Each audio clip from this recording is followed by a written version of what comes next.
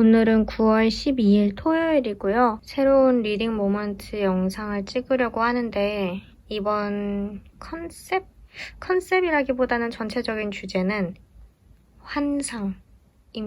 제가 리딩 모먼트 영상은 딱히 주제나 컨셉을 잡아놓고 찍는 편이 아닌데 이번에는 환상이라는 뚜렷한 주제를 좀 잡고 거기에 관련된 책을 읽거나 혹은 뭐 다이어리도 그 테마로 꾸며보거나 막 이러고 싶어가지고 그렇게 설정을 해봤습니다. 그리고 뭔가 가을은 약간 환상이랑 좀 어울리는 계절인 것 같아요. 그게 있어. 스산한 날씨.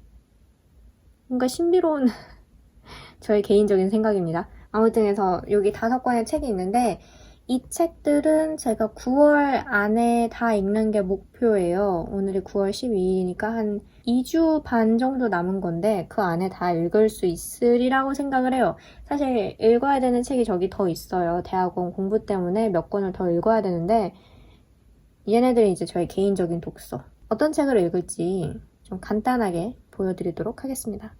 일단 환상이라고 하니까 여기 대놓고 환상이라고 적혀있는 이번에 나온 인문 잡지 한 편 3호 환상이고요. 제가 참고로 말씀드리는 환상은 그런 환상 있죠. 우리가 판타지라고 부르는 것들 혹은 현실에서 일어나지 않는 일을 소설에서 다루는 경우 그런 거 있잖아요. 뭐 경이라든가 환상문학 이런 거의 환상을 말씀을 드리는 건데 이 한 편에서 다루는 환상은 여기에 포스트 코로나라는 상상, 기본소득, 이상 또는 공상, 잔혹한 낙관에서 깨어나기 이런 글들도 있는 거 보니까 판타지에서 함께 살아남기 이런 글도 있어요. 그러니까 여기서 다루는 환상은 제가 말씀드린 그 현실에서 일어나지 않는 초현실적이고 뭐 신비로운 일, 마법, 판타지 이런 환상도 다루고 있지만 우리가 일상에서 흔히 쓰는 환상이라는 단어 있잖아요. 뭐 예를 들면 뭐 환상에서 이제 깨어나라.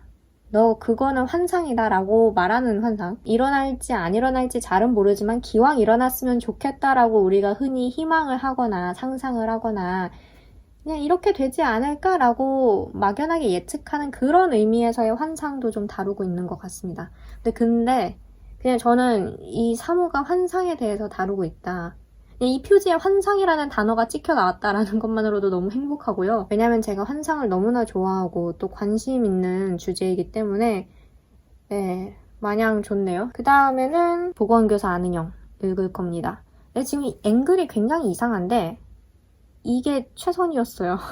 보건교사 아는영은 제가 이전 영상에서도 한번 말씀드린 적이 있지만 2, 3년 전에 한번 읽었었어요. 근데 9월 말에 그 넷플릭스 오리지널로 보건교사 아는영이 올라오잖아요. 그 전에 읽으려고 목록으로 꼽아봤습니다. 얘도 이제 환상에 관한 내용이죠. 사립고등학교에서 보건교사로 일하는 아는영이 판타지적인 존재들, 뭐 젤리같이 생긴 어떤 애들이나 뭐 그런 것들을 좀 퇴치를 하고 그런 내용, 퇴마사 뭐 이런 내용인데 저는 이 책이 얼마나 재미있는지 이미 알고 있기 때문에 너무나 신납니다.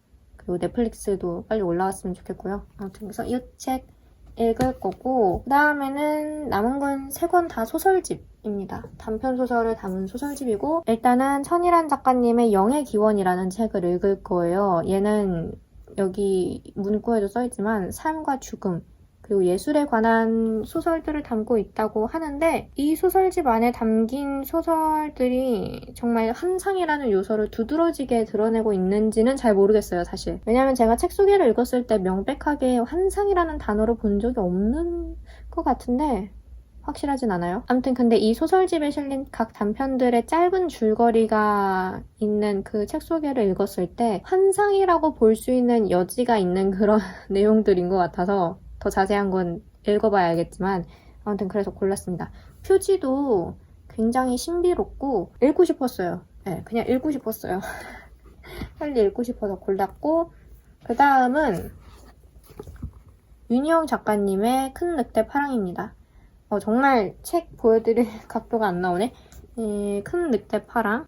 이 책도 소설집인데 이 책은 명백하게 환상이라는 단어가 이 뒤에 나와 있습니다. 견고한 현실의 장벽에 대응하여 환상의 공간을 한껏 확장시키는 모험의 서사를 선택한 윤희영 소설은 마법사와 전사와 사제와 도적을 소설의 세계로 불러들이며 뭐 우주의 시공간을 가르는 거침없는 시간여행을 시도한다. 윤희영 작가님이 환상적인 요소를 소설 안에 많이 넣으시는 걸로 저는 알고 있는데 지금까지 그런 책들도 다시 읽었고 너무 기대가 됩니다. 얘 책 사둔 지 꽤 오래됐는데 아직까지 읽지 못하고 있었어요. 근데 이제 읽게 됐다. 너무 뿌듯하다.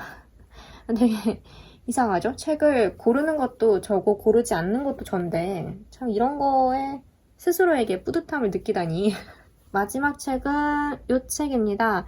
김성중 작가의 에디 혹은 애슐리라는 소설집이고요. 얘는 비교적 최근에 나온 소설집이에요. 이번 여름에 나온 것 같은데? 네, 6월 달에 나왔네요. 이 책도 환상이라는 단어가 뒤에 딱 나와 있습니다. 단단한 현실부터 환상 동화까지 무엇을 뽑든 스트레이트 플러시. 구병모 작가님이 이런 추천사 같은 거를 쓰셨는데 이번 소설집에서도 작가는 미래에서 과거로 다시 현재로, 꿈에서 현실로 다시 환상으로 종횡무진하면서 다양한 색상과 놀랍도록 서로 다른 분위기를 교직하여 서사의 테피스트리를 짜놓는다. 김성중 작가님도 환상의 요소가 들어간 소설들을 많이 쓰시는 걸로 알고 있어요. 그리고 제가 지금까지 읽은 소설집, 아니야, 그래봤자 2권밖에 안 되는 것 같은데? 아무튼 그 소설집에서도 정말 환상의 요소가 자주 드러나는데 이 책에서도 그렇지 않을까 해서 기대를 많이 하고 있습니다. 그래서 이 5권이 제가 이번 9월에 좀 개인적으로 읽고 싶은 그런 책들이고요. 리딩 트래커도 좀 쓰고 싶어요. 그렇게 체계적으로 기록을 하겠다는 건 아니지만 그래도 뭔가 기왕 환상이라는 주제를 잡은 거 약간 그런 거 있잖아요. 다이어리도 좀 환상 이런 약간 마법 스타일로 꾸며보고 싶고 아니 가을이니까 가을 분위기로 좀 꾸며보고 싶고 이런 거. 뭔가 이번 리딩 모먼트 영상은 좀 어깨에 힘을 주고 찍게 되네요. 왜냐하면 지금 너무 설레거든요. 환상이라는 주제를 잡았다는 사실에.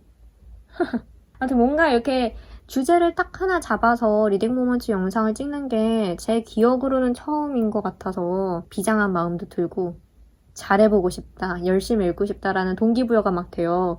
되게 좋은 것 같아요, 이런 거. 그래서 그렇습니다. 그러네요. 아무튼 그럼 저는 이제 책을 읽도록 하겠습니다.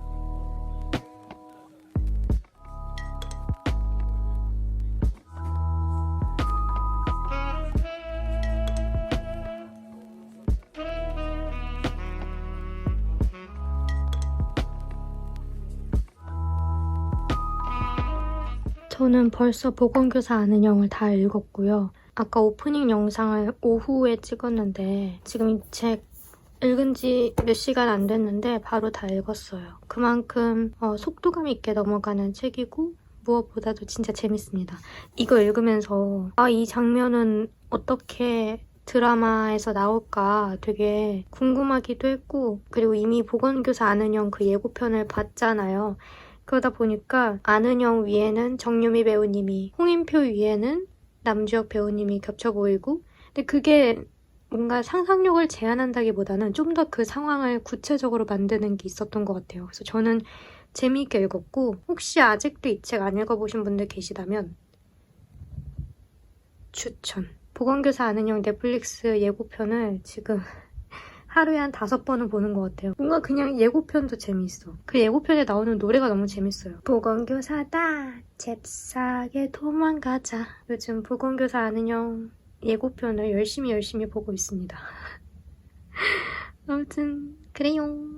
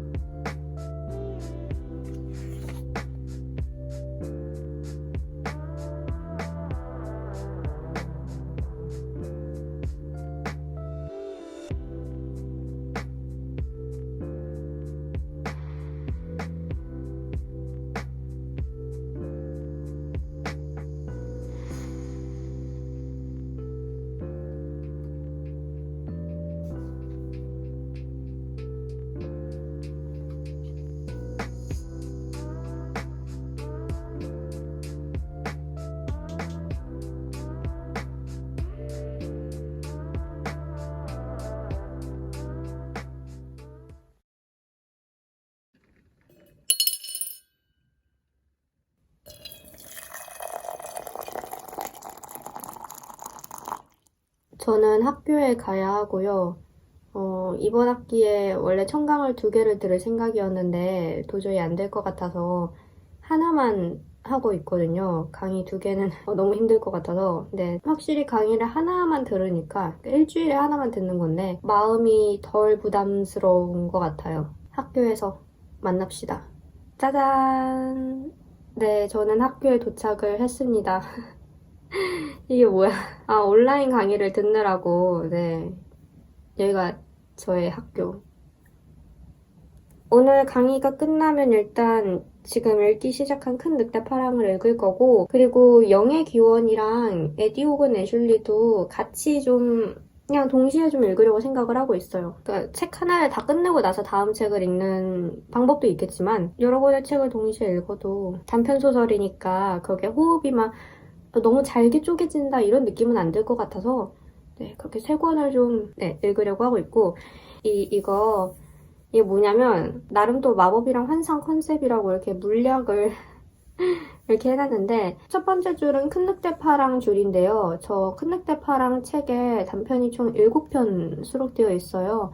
그래서 저도 이 선반에는 물병을 총 7병 그려놨고, 그리고 이 밑에 에디 호근 애슐리랑 영의 기원 이 책들은 단편이 총 8편씩 수록되어 있어서 물병도 8병을 그렸습니다. 단편을 하나씩 읽을 때마다 이 물병을 좀 칠하려고 하는데요. 물약을. 네, 고민이에요. 얼마나 인상 깊게 읽었는지에 따라서 그 색깔의 진하기?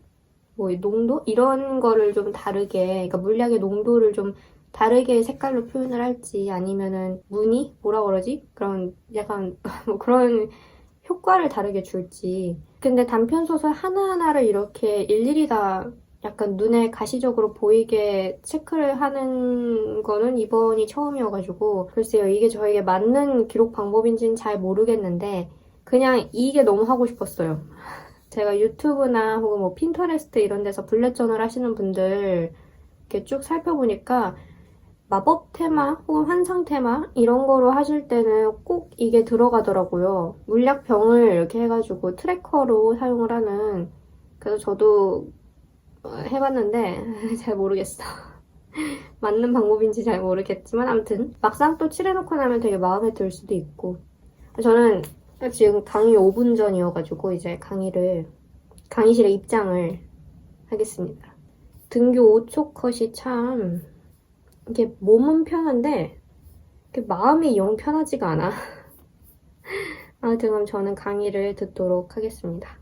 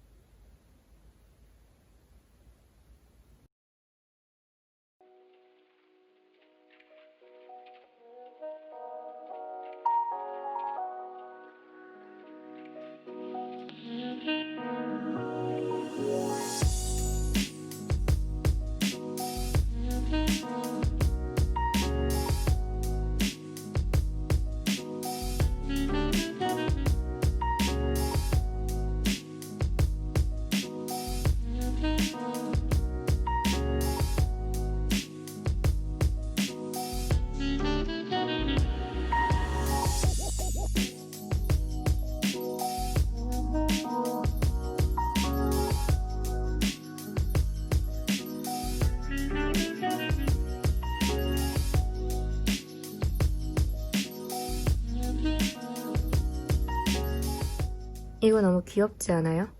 알라딘에서 사은품으로 받은 배지입니다.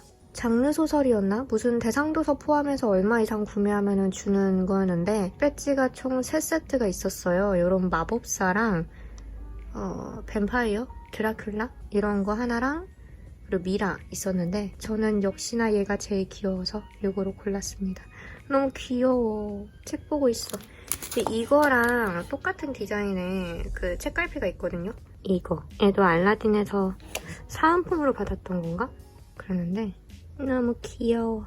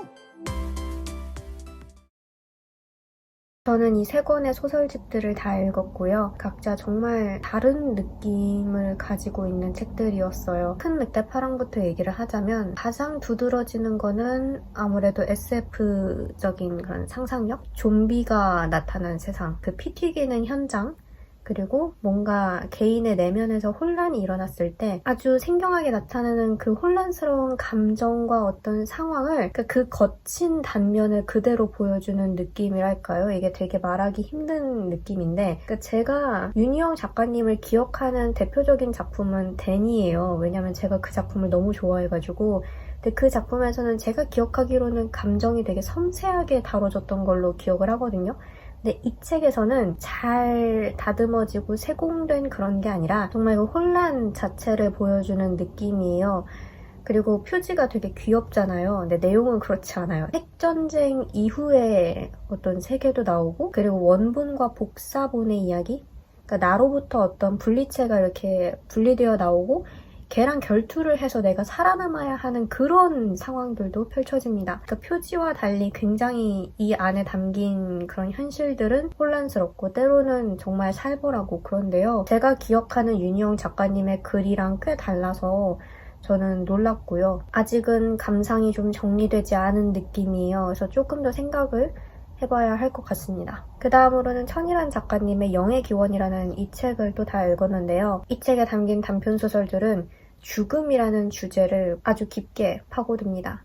얼마나 깊게 파고드냐면 이 책을 읽다 보면 의학적인 의미의 죽음이라든가 혹은 물리적인 의미에서의 죽음이라든가 그런 의미도 잊혀지고요. 그리고 우리가 죽음에 대해서 일반적으로 가지고 있는 이미지가 있잖아요. 병과 사가 주는 두려움이나 고통, 누군가를 떠나보낼 때 그리움과 슬픔, 애도 이런 우리가 생각하는 이미지가 다 잊혀지고 의문이 남아요. 정말 의문이 남아요. 이 사람이 진짜 죽은 게 맞나? 죽었다면 왜 죽은 거지? 이 사람이 지금 얘기하고 있는 거는 현실인가 환상인가? 이런 게 때로는 모호하기도 하고 몽환적이기도 하고 그러니까 안개에 쌓인 느낌이에요. 딱 떨어지는 그런 답이나 해석을 우리가 쉽게 찾아낼 수 있는 그런 소설들은 아닌 것 같고 바니타스 정무라라고 있잖아요. 르네상스가 끝나고 종교개혁이나 이런 거를 겪으면서 죽음을 도저히 생각하지 않을 수 없게 된 거죠.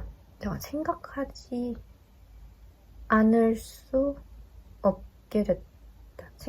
생각하지 않을 수 없게 됐죠. 삶이 덧없다는 생각도 했을 테고 죽음이 두렵다.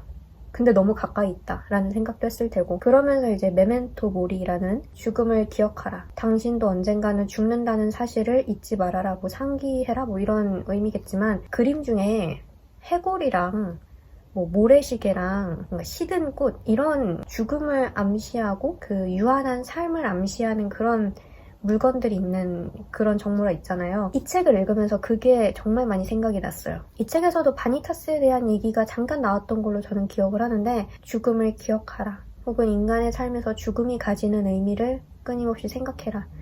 라는 것을 말하는 책 같고 사실 이렇게 말하면서도 잘 명쾌하게 뭔가 말을 하기가 힘든데 아무튼 그런 책이었습니다.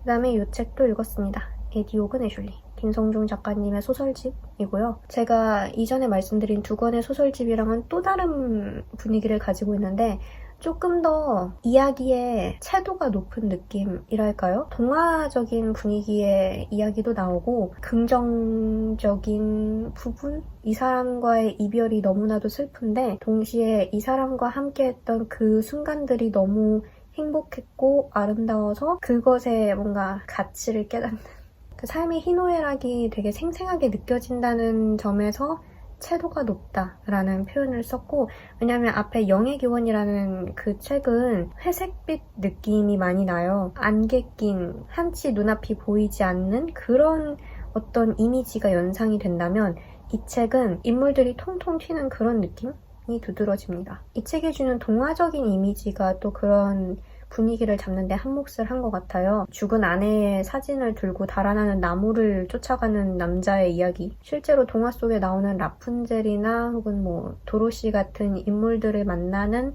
어떤 여성의 이야기라든가 그런 게 담겨 있어서 작가님의 상상력이 어느 쪽으로 나아갈지 예측을 하기 힘든 그런 즐거움이 있었어요. 다음에 어떤 주제로 또 어떤 인물을 내세워서 어떤 배경으로 이야기가 펼쳐질지 모르는 그런 흥미진진한 그런 느낌이 있었고, 그래서 이 세 권 다 환상에 관해서 굉장히 흥미로운 작품들을 담고 있었고, 큰 늑대 파랑은 거의 대부분의 소설이 SF적인 상상력을 담고 있는 책인데, 요 영의 기원과 에디 호근 애슐리 두 권은 모든 소설들이 다 환상적인 요소를 포함하고 있는 건 아니에요.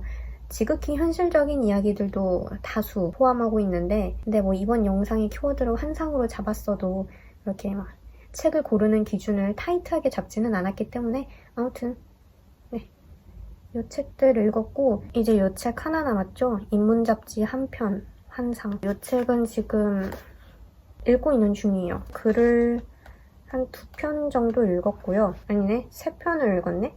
그리고 지금 4번째 글, 조커, 억지 웃음의 이미지 라는 글을 읽기 시작했습니다. 이 책은 영상 초반에서도 말씀드렸다시피 판타지나 환상문학이나 혹은 초자연적인 의미의 환상뿐만 아니라 낙관적인 생각 혹은 공상, 우리가 가지고 있는 어떤 착각, 그런 의미의 환상도 다소 포함을 하고 있어요. 방금 읽은 포스트 코로나에 관한 글도 그렇고 기본소득에 관한 글도 그렇고 이 조커에 관한 글도 아마 그런 것 같은데, 그런 의미의 환상을 또 담고 있습니다. 판타지 이런 거 말고 사전적인 의미를 제가 제대로 찾아봐야 되는데, 사전적인 의미에서도 뭔가 그 두 가지 환상의 의미를 아주 명확하게 구분지어 놓은 거는 제가 못 봤던 것 같아요. 아무튼 뭔지 아시죠?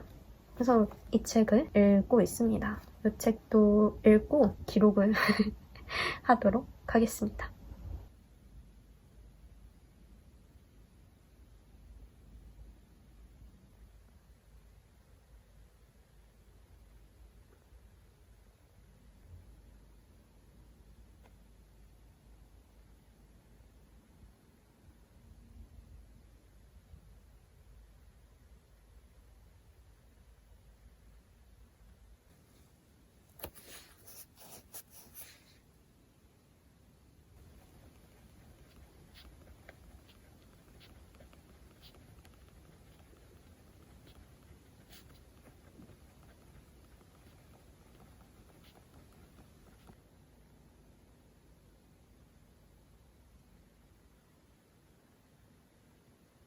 저는 방금 이 한 편을 다 읽었는데요. 몰랐는데 이 뒤에 이렇게 환상적인 참고문헌, 환상적인 이야기랑 환상에 관한 생각, 이 참고문헌이 있어요. 환상에 관한 뭐 문학작품이나 참고할 수 있는 이론적인 텍스트들 이런 게 쭉 나와 있는데 되게 좋은 것 같아요. 여기 로즈메리 잭슨의 환상성이라는 책이랑 어딨냐, 토도로프의 환상문학 소설, 저거는 저도 있거든요. 빨리 읽어야 되는데, 여기 이졸데 카림의 나와 타자들도 있고, 그 여기에서는 옥타비아 보틀러 작가의 킨이라는 책 사두고 안 읽었는데, 보건교사 아는요? 아무튼 그래서 저 책을 읽어야 되는데, 이거 환상문학 소설. 작년에 교수님이 이 책을 추천을 해주셨어요. 환상에 관심이 많으면 이 책 큰 도움이 될 거다 하셨는데, 목차를 한번 볼까요? 장르적인 측면에서 굉장히 연구를 많이 했고, 또 체계적으로 환상에 대해서 정리를 한 그런 책이라고 저는 알고 있습니다. 아직 안 읽어봤지만 환상에 관해서 여기 유명한 정의가 있는데요. 환상적이라고 하는 것은 자연 법칙만을 알고 있는 한 존재가 겉보기에 초자연적인 사건에 직면하여 경험하는 망설입니다. 이런 정의에 입각해서 정리를 했다고 합니다. 근데 뭐 이 책을 지금 이 영상에서 읽지는 않을 거고요. 이미 이 영상의 분량이 굉장히 길어진 것을 제가 알고 있기 때문에 좀 뿌듯하네요. 일주일 안에 다 읽은 것 같다. 지난주 토요일에 시작했는데 오늘이 토요일이니까 진짜 일주일 안에, 원래 9월 안에 다 읽는 게 목표였는데 아주 깔끔하게 끝냈네요. 기회가 되면 또 이렇게 주제를 잡아서 한 주제에 파고드는 그런 리딩 모먼트 영상을 찍어보도록 하겠습니다. 사실 책의 구체적인 내용을 제가 하나하나 다 알려드린 거는 아니라서 환상의 어떤 개념이나 그런 것에 대해서 많이 영상에서 담지는 못했는데, 그래도 저는 뿌듯하게 독서를 했고 그게 영상에 잘 담겼기를 바라는 마음입니다. 저는 여기서 이만 영상을 마치도록 하겠습니다. 오늘도 영상 봐주셔서 정말 감사하고 저는 다음 영상에서 봬요. 바이.